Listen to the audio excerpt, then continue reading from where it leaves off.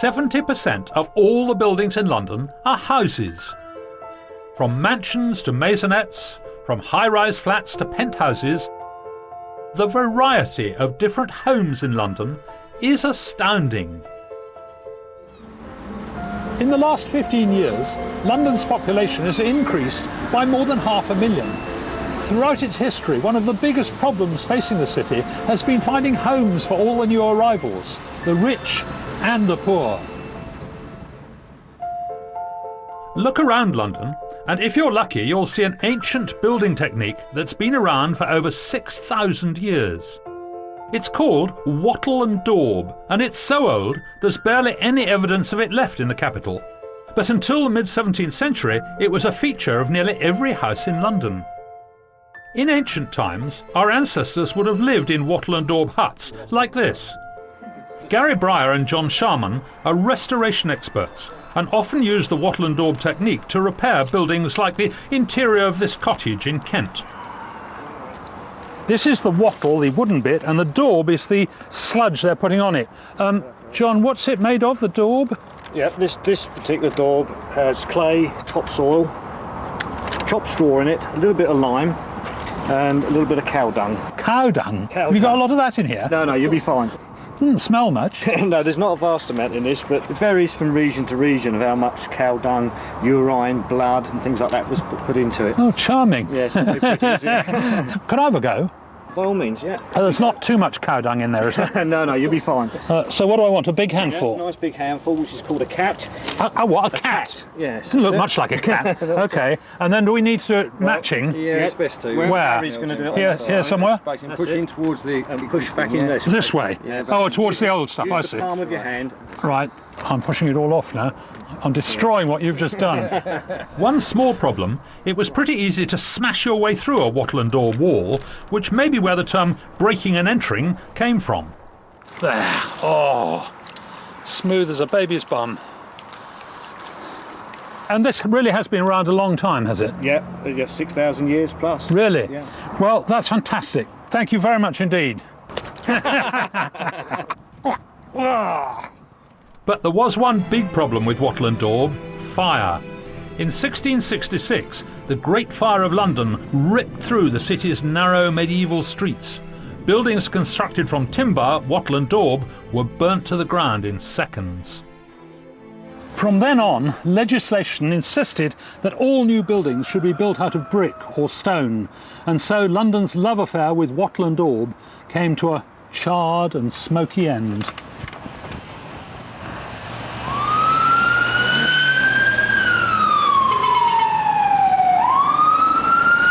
It's hard to imagine now, but back in the 16th century, Hackney was noted for its peacefulness and its healthy air. And that's why a whole lot of courtiers and wealthy London merchants chose Hackney for their country retreats. This is Sutton House, built in 1535 and originally called Brick Place because it was built entirely of brick. Now, in those days, bricks were very expensive, and if you could afford a few, you built your fireplace and your chimney out of brick so that your wattle and daub house didn't burn down. And the idea of building an entire house out of brick was quite extraordinary. People riding their horses into Bishopsgate over the open fields would stop and stare in amazement. And of course, building on this scale required an entirely new skill: bricklaying. Sutton House was built by Sir Ralph Sadler, a Tudor courtier who worked his way up through the court of Henry VIII. It's one of the oldest residential buildings in London and a rare example of a red brick building from the Tudor period. I'm now in the basement of Sutton House, and I've just been looking at the pattern of the brickwork, and that's really interesting. I'm no bricklayer, so I'm going to use wheater bricks, and to stick them together I'm going to use toothpaste. Now, I just need a bit more of this mortar here. Squirt along there, and back along there. And if you're just laying a single thickness of brick, this wall is only half a brick thick, then the obvious way to lay the bricks is so that each one overlaps the gap in the course underneath. Each line is called a course. And these are called stretchers because you're looking at the side of them. And then you see that's not going to fall apart that way because this one holds those two together. Very simple. But if you want a stronger wall, what you need to do is have it thicker, ideally at least a whole brick's length thick. And that's what I've done here. And you'll see at the bottom I've got a layer of stretchers, but then I've got a layer where you can only see the ends of the brick. They're called headers. And then another layer of stretchers and another layer of headers. And here I'll lay another layer of stretchers on top, so lots more mortar. Jolly good this. The great advantage of this sort of wall is that you can have your breakfast and clean your teeth at the same time. And then these stretchers go along like this. Now I must make sure that they cover both the two gaps underneath, and I'll do exactly the same behind, and then both the two gaps underneath, and exactly the same behind. And the point is that all the gaps here are going to be covered by the bricks above, so they won't separate that way. And these headers cover both layers of brick, so the two layers aren't going to fall apart that way. So it's very, very strong. This particular pattern is called English Bond. And if you look here, it's exactly the pattern here. Stretchers, headers, stretchers, headers, and so on. Isn't that lovely? After the Great Fire, many aristocratic residents didn't return to the City of London, preferring more fashionable new neighbourhoods in the West End. Among the first architects to capitalise on the speculative housing boom of the 18th century were the Adam brothers from Scotland. Robert Adam went round the continent studying classical architecture and incorporated into his own designs ideas from the Roman, the Greek and the Byzantine. He came back here in 1758, joined forces with his brother James, and together they secured one of their first commissions here in Queen Anne Street, Chandos House.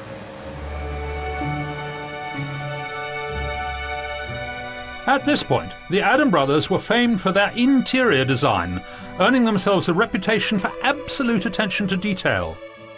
Today, an original Robert Adam fireplace would be worth up to £500,000. But this was the first time they had built an entire house from scratch.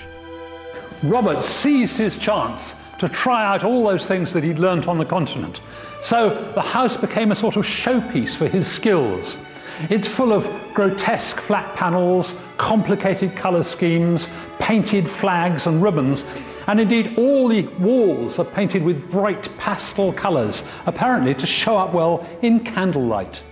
Like many developments in the 1700s, Chandos House was built speculatively, using money borrowed from a banker and the family trust. Speculative projects were high-risk investments, so the brothers were relieved when in 1744 James Brydges, the third and last Duke of Chandos, bought the house for £11,000. The Adam brothers went on to complete bigger and grander assignments, including the whole of Portland Place, just round the corner. They're considered by many to be the finest architects of the late 18th century and the leaders of the neoclassical revival in England. The Adam brothers were among the first to capitalise on the speculative market boom, and many others followed in their footsteps. Thomas Cubitt was the son of a Norfolk farmer. At first he earned his living as a ship's carpenter, but when he'd saved enough money he came to London and opened a building firm on Gray's Inn Road. Then in 1824 he was commissioned by this chap, Robert Grosvenor, to build a new development in Belgravia, and it became Belgrave Square. Cubitt had already earned himself a reputation as a master developer, but Belgravia presented him with his biggest challenge yet: to provide public services for the growing population of fussy middle-class tenants without compromising the environment and tone of the area. This 4.5-acre garden in the middle of the square is surrounded by a dense belt of shrubbery. The idea was to give the residents a private area reminiscent of their country retreats outside London. Cubitt was a visionary, not only because he was the first large-scale commercial builder, but also because he changed the way building workers were employed. Instead of hiring in freelancers, he employed his own workforce, including dozens of brickmakers, masons, painters and plasterers, and that's the model which has been used ever since. What's more, he was a very generous employer. He's credited with inventing the tea break. So, if you've been plagued by builders who keep stopping for tea, Cubit's the man to blame. The Belgravia project would have been a modern-day developer's dream. It's located south of Hyde Park and just a stone's throw from Buckingham Palace. The square consists of 4 imposing Greco-Roman blocks marked by 4 corner mansions. You can see how the earlier work of the Adam brothers must have influenced Cubitt as he designed the buildings. The development was a success from the start, and it got a huge boost when George IV decided to turn Buckingham House, just over there, into Buckingham Palace. Then the square itself got the royal seal of approval when Queen Victoria decided to rent number 36 for her mum. Houses on the square cost around £15 million, and it's a testament to Cubitt that Belgravia remains fashionable and sought after. Current tenants include Baroness Margaret Thatcher and Roman Abramovich. But not far from the mansions of Belgravia, the growing working-class slums were becoming harder and harder for middle-class Londoners to ignore.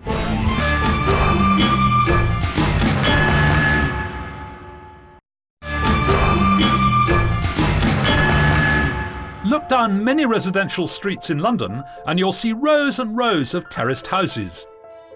The 19th century saw London become the world's largest city. Its population grew from 1 million in 1800 to 6.7 million a century later. During this period, the capital experienced an unprecedented housing boom, and the terraced house became the middle-class home of choice. External decoration was a way for the middle-class Victorians to show their wealth and status, and all sorts of styles were used, from Gothic to classical. Bay windows distinguished middle-class terrace houses from the flat fronts of working-class terraces. However, there was one attribute that both middle-class and working-class houses had in common. Most were made from yellow London stock brick. If ever a building material could claim the title of the brick that built London, then the traditional yellow stock is the one. Thousands and thousands of houses have been built in London using the traditional yellow stock brick. And those are made with brick earth, which comes out of the fields here overlooking the Medway River. Now, the chap responsible is Steve Knight. You're the process manager? That is correct. In Stock Brick? Yes. And you're responsible for this hole in the ground? Well, partly. Partly. Yes, we have to take the brick earth to make the yellow stock brick. We extract the brick earth. Right. And then the topsoil gets laid back so the farmer gets his field back. So it's as good as new? It goes back just to a bit grade lower? 1 agricultural land. Yes. Right. If I take a bit here, Yep. this is real dried. Brick earth? Yes, that breaks open. Oh yeah, it's quite crumbly, isn't it? Yes, when it's dried, yes. So, but the bricks are yellower than that, aren't they? Yes, and the yellowness actually comes out of the chalk. But chalk's white. There's inherent chalk in the brick earth, probably Right. up to about 4%. Then we have to add virgin chalk to make up to about 10% to get the yellowness. Can we go and see how you actually make the bricks? Certainly can. Come and show me. Okay. So, the brick earth is loaded onto lorries and taken to the factory, where it's dumped into huge bins called hoppers. It's then mixed with ingredients like clay, chalk and sand and fed through a pan mill where any flint is crushed by these 5-ton wheels. The earth is then put into moulds ready for the dryer. You couldn't make a house with these yet? No, not at this stage. Right. At this stage they've just come out, they've just been pressed, and as you can see... Hey! It's just like wet sand, isn't it? So what happens to them next? Once they go from here, they go through and they go into the dryer. Dryer, let's have a look at that. Okay. So this is the dryer, yes? This is the dryer. Oh, it's quite warm, isn't it? Yes. It's quite humid as well. Right, yeah, it feels really, like a sauna. Yes. But they haven't been fired yet. No, once they come out the other end of the dryer, then they're getting ready to be set into profiles, ready to go up to be fired. Let's go and have a look at the next stage. Is this a good one? Yes, it's a good one to look at. It feels quite hot to me. Wow, they look really hot. What sort of temperature is that? Looking at the colour, that's above 900 degrees C. So close to 1,000. I would say it's coming up that way. You wouldn't want to put your hand in, would you? Certainly wouldn't. Bright yellow heat. After the kiln, the bricks are sorted into piles and the rejects reused as hardcore. At 30p a brick, the stock is relatively expensive by building trade standards, but any brickie will tell you they're worth every penny. Presumably people like them slightly irregular like this, do they? Yes, because of stock brick, they don't want them dead square or rectangular. Right. They don't like sharp edges because you lose the character. And that's what people want, character. Correct, yes. Right. And what does it say there in the frog? That's our works, Funton Works. Funton. I see. Well, that's fantastic. Thank you very much indeed. From the Kentish fields overlooking the Medway River to the townhouses of London, this is a process that's been going on for over 2 centuries, and the Funton Works are one of the only brickmakers in the UK still using the traditional methods. And with demand in the capital still high, London stock will continue to earn its reputation as the brick that built London. With the arrival of the railway, the Victorian middle-class housing boom spread to leafy suburbs like Wimbledon to the south and Crouch End to the north. But this left thousands of poor in the already overcrowded East London slums. The slums, known as rookeries, were polluted ghettos, famed for prostitution, gambling and crime. One of these slums, known as the Old Nicole, stood here on what is now Arnold Circus in Tower Hamlets. I'm now with someone who really knows what those Victorian slums were like. Dr. Anne Kirshen from Queen Mary College. Anne, you weren't there at the time, were you? No, but you're a historian. I am indeed. Tell me, was it really bad? It was dreadful. You had some 6,000 people living in some 731 dwellings. Ouch. 1 in 4 children died before their first birthday. Running water wasn't something that they enjoyed. Henry Mayhew sometime earlier writes about the Irish keeping pigs in their houses. But it would be commonplace. There would be cows around because that would be where the milk would be supplied. Right. Feral dogs and cats. All right, you've convinced me. How did it all end? In 1887, Charles Booth published a report on poverty in Tower Hamlets, which shocked society because it was at such a high level, conditions were so poor. This coincided with the creation of the London County Council in 1889, who decided that they would demolish what was the Old Nicole Rookery and build in its place, the first time ever, social housing or council housing. So you mean these are the first council houses? These are the first council houses. Oh, wonderful. They're really nice. And did all the people from here move into the nice new houses? Oh no, it doesn't work like that. They were pushed eastward, and only those who could afford the regular rents and abide by the rules, they were the only people that could move. I'm awfully glad I wasn't here then. So am I, yeah. When they knocked down the old slums, they pushed all the rubble together into a big heap in the middle of the park, and they built a brand new bandstand on top of it. So I'm now standing quite literally on the remains of the Old Nicole. Good riddance! After the First World War, there was a fear that a revolution could break out if the working-class soldiers had to return to the same poor and overcrowded conditions they'd left behind. And so the Homes for Heroes scheme was set up, creating 2 million homes for the working class. But peace was short-lived, and during World War II, many of those new homes were destroyed during the Blitz. So rebuilding became a desperate priority. Early in the 20th century, pioneering architects in Europe developed a new way of constructing buildings. It came to be called modernism, and this is it. One of the modernist architects who was commissioned to help solve London's housing crisis was Erno Goldfinger.